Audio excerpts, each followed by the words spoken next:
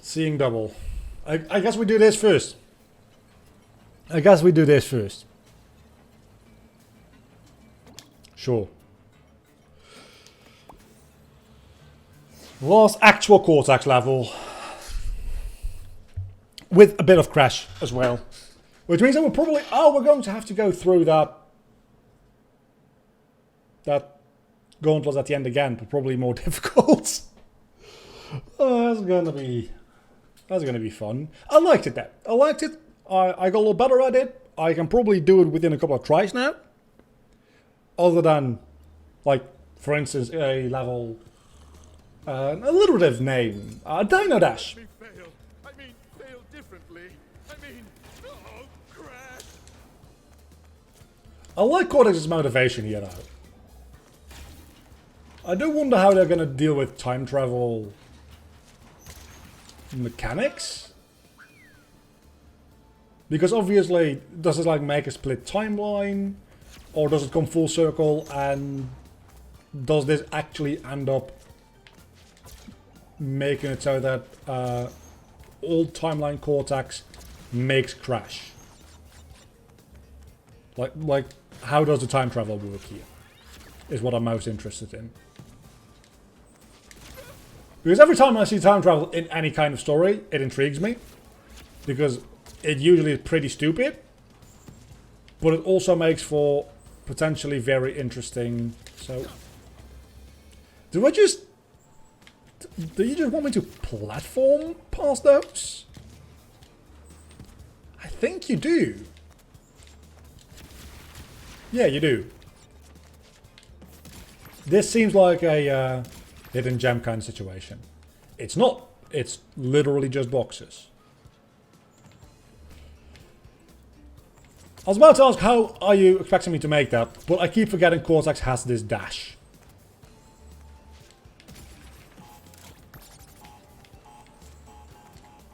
Because sometimes he doesn't even need it.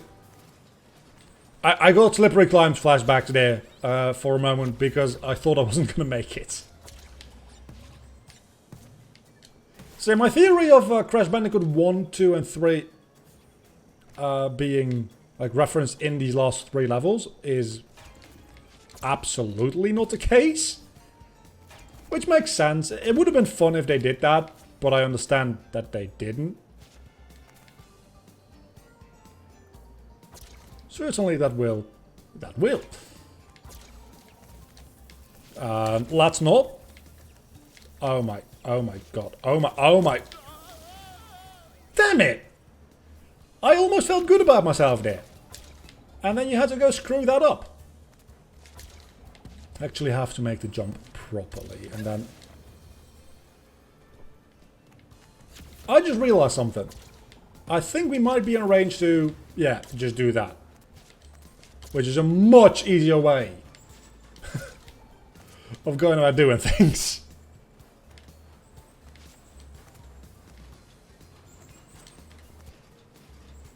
Again, slight PTSD from Slippery Climb.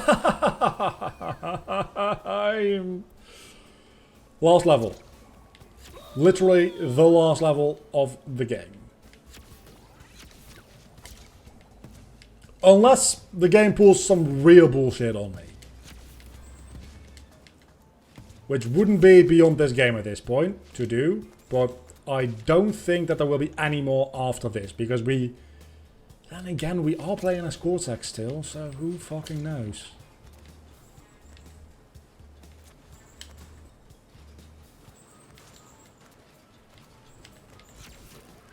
For anybody who's ever... like watched or heard me talk about movies, I tend to refer to movies that have a very like cluttered ending as having Return of the King syndrome, because The Lord of the Rings Return of the King, it has like 5 endings.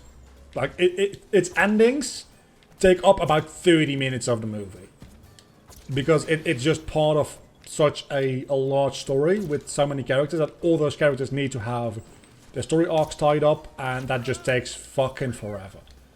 And in that instance, it's semi-acceptable. I still think it's too long. But in that instance, it's semi-acceptable. The endgame, Avengers Endgame, has the exact same issue. It has so many characters and juggles all over the place because it's the entire MCU's. At least like this saga of the MCU, it wraps up, right? With the whole Infinity Saga, as they like to call it. You could also call it the Stark Saga, I guess, because, spoilers, Tony dies. There's not a spoiler anymore at this point, I feel. But the ending, it just takes so goddamn long because things just keep happening and keep happening and keep happening. And then this character needs an ending, and this character needs an ending, and this character needs an ending. And it's not done throughout the movie, bit by bit. It's done all at the end. And that's a different issue from this, but it certainly feels similar. Where every time you're like, okay, this is the end, we can go home now, we finished, roll credits. It throws one more thing at you. You think, oh, we defeated the Entropies. That's nice. Oh, we're gonna get to eat some food. Well, that's gonna be like a fun bonus level, I guess. It's 3 bonus levels, but it makes you play as every single character you've played so far individually. So I don't know why I keep pressing that button. So certainly, this is the last part of the game. And then the whole "I'm gonna steal your mask" thing happens with Cortex, because he's like, oh, I can time travel now, apparently. Which wasn't the entire thing about Crash Bandicoot 3 that he could already time travel. Wasn't that the entire premise of Crash 3's level designs, is time travel? So why didn't you do this in Crash 3 again? Well, nobody ever said that Cortex was a smart villain. To be fair, he's a pretty dumb villain.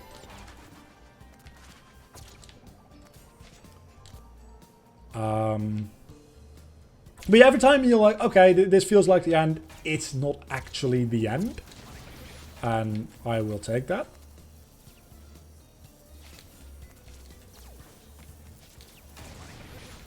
Sure, good enough. Oh, this is going to be a tricky one. No, no, yes. Okay, now what?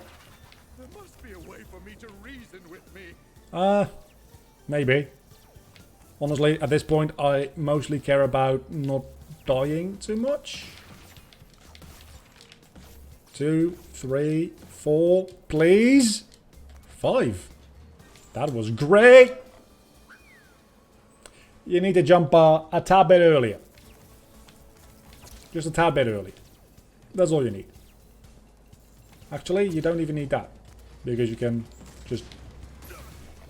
Wait, did I just jump on top of a nitro without getting damaged? Because I don't think I had a mask there.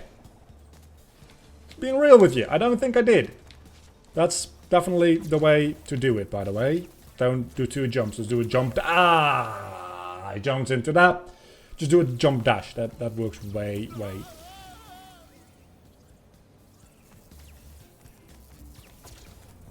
I've said it plenty of times before, and I will say it again. I am, in fact, a massive idiot.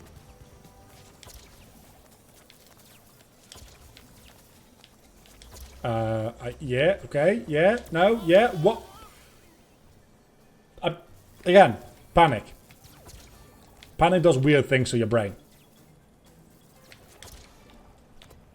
I didn't see those enemies and thought, hey, those could be turned into platforms. I just saw those enemies and thought, what does the game want me to do? What do I do here? Also, I keep forgetting I can dash at very important moments. I just keep forgetting every Cortex mechanic at very important moments, to be fair. Because I keep forgetting my my transfiguration gun, whatever that thing is made out of. I keep forgetting my dash. I keep forgetting everything. So I immediately, without even thinking about it, I didn't even give it a thought what I was actually supposed to do there. I just did it. Because that was the only thing to make sense. Masquerade as me, will you? Well, I'm you from the future. nature, you idiot! I'm not an idiot. You're the idiot. Idiot. Get him!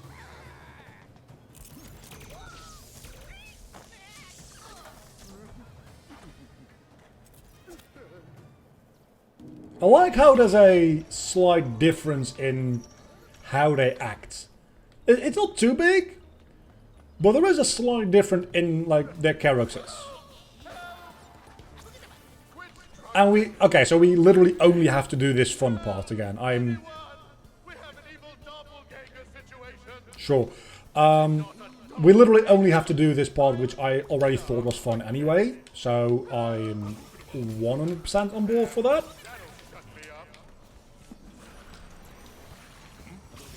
And so far it doesn't seem... okay. So far it doesn't seem that much worse. As a matter of fact, the inclusion of that extra box, I think it's an extra box anyway, makes that specific section easier, I dare say.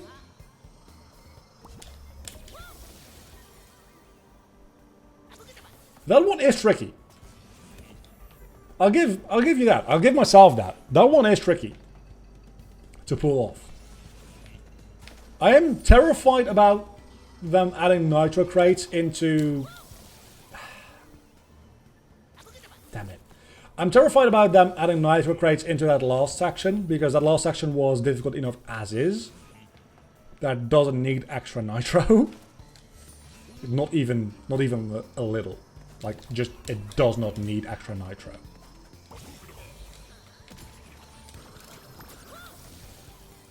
Wrong way around. I keep doing that the wrong way around.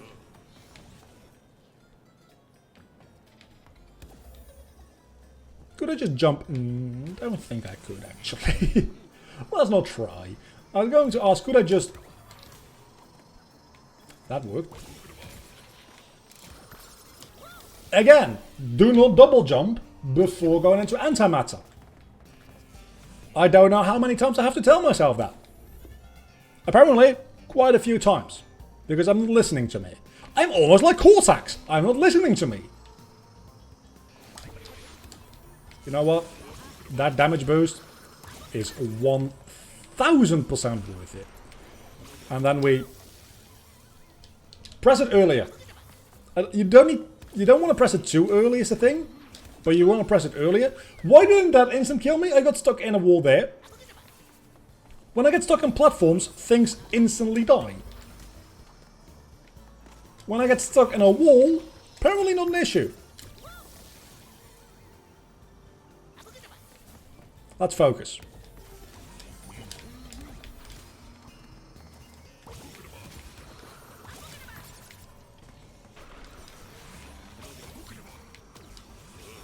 Again, they add another crate there, which actually makes things easier, I'd argue.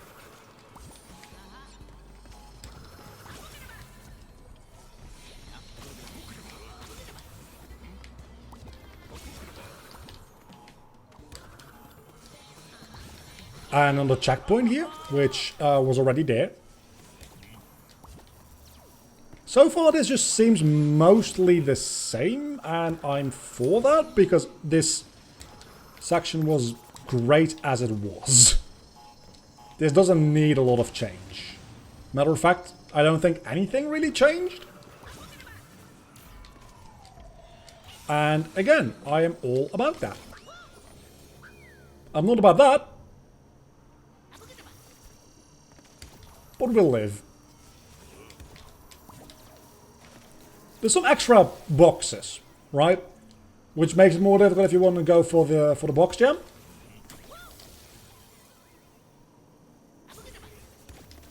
But if you don't care about that, which at this point in time I do not, this isn't necessarily more difficult than the original version of this. One important thing there is that automatically you drift a little bit to the right, or at least into a direction you always move, and apparently the default one is to the right. You want to drift, you want to manually move to the left a bit before moving back right there. I'm not saying this as a tutorial, I'm saying this so that I remember to do that. See? It just has to be like a slight tap so that you don't move to the right too much. That ended up working somehow.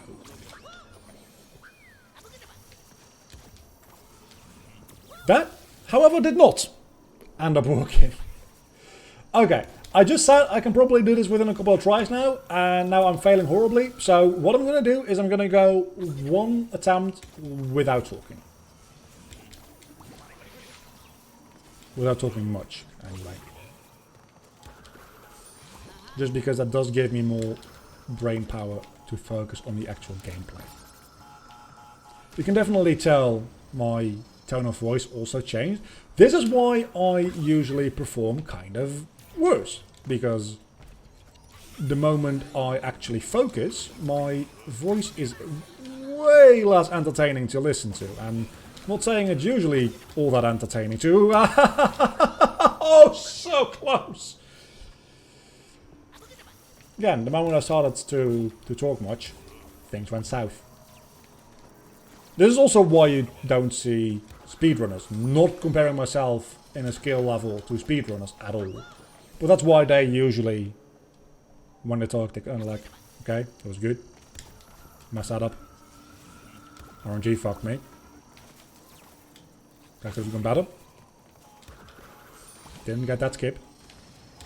That's usually where you hear speedrunners talking like. And that's literally just because the rest of their brain power is focused on the game. It takes more than people realize. And I know every Let's Player in the universe has complained about this. It takes more than people realize to talk and play a game at the same time.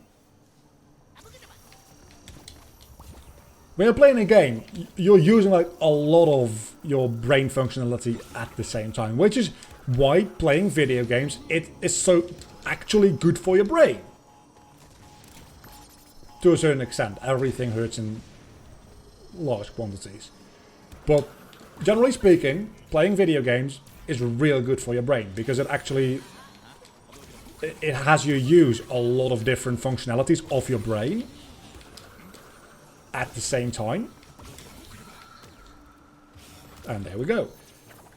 Which is very good brain training.